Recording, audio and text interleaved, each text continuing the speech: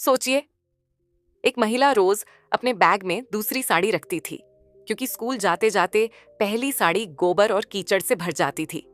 लेकिन वह रुकती नहीं थी। यही थी साल 1831 में महाराष्ट्र के सतारा जिले के छोटे से गांव में एक बच्ची पैदा हुई। उसका नाम रखा गया सावित्री। गांव का माहौल पुराना और रूढ़िवादी था।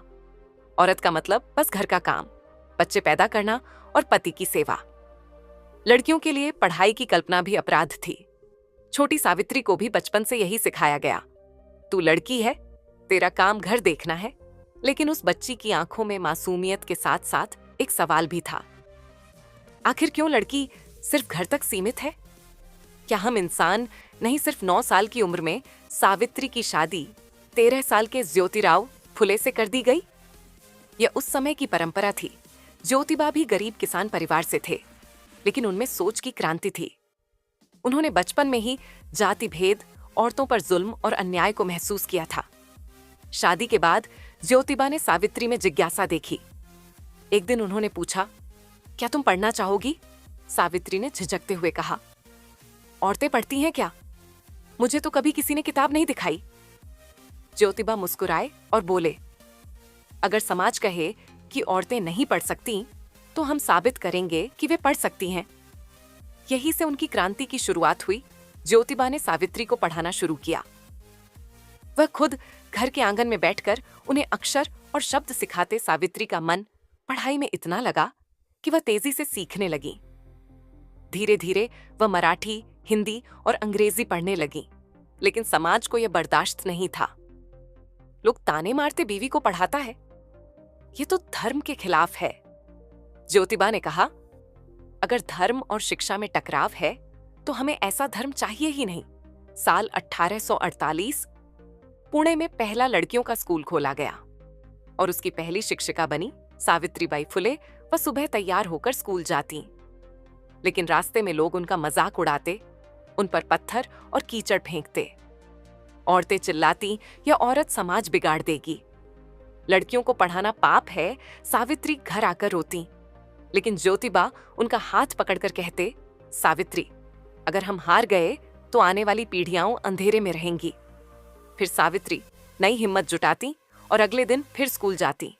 सावित्रीबाई को अपने ही घर से विरोध सहना पड़ा।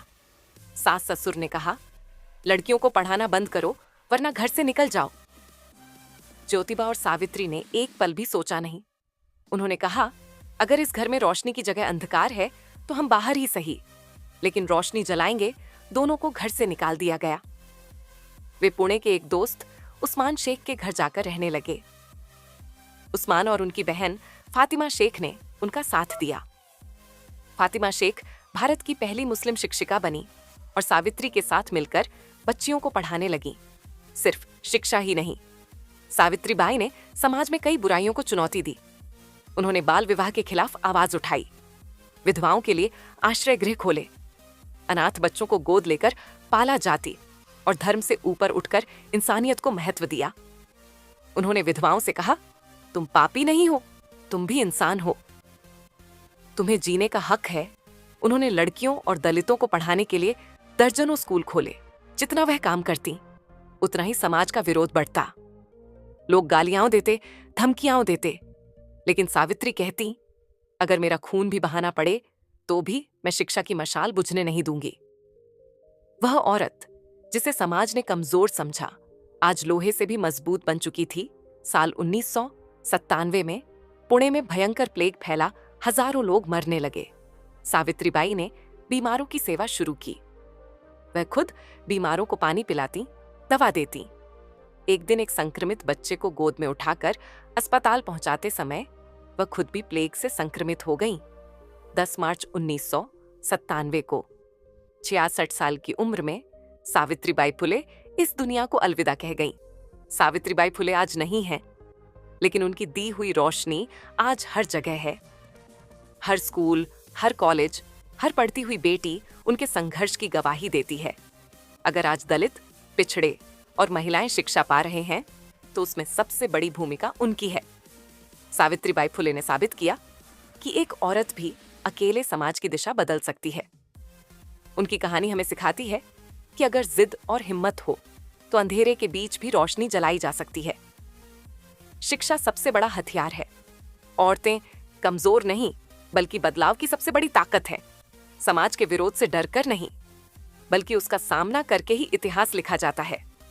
अगर आज आप पढ़ पा रहे हैं, अगर आज बेटियां डॉक्टर, इंजीनियर और कलेक्टर बन रही हैं, तो इसका श्रेय उस औरत को जाता है जिस पर कभी पत्थर और गोबर फेंका जाता था। उसका नाम था सावित्रीबाई फुले जय भीम।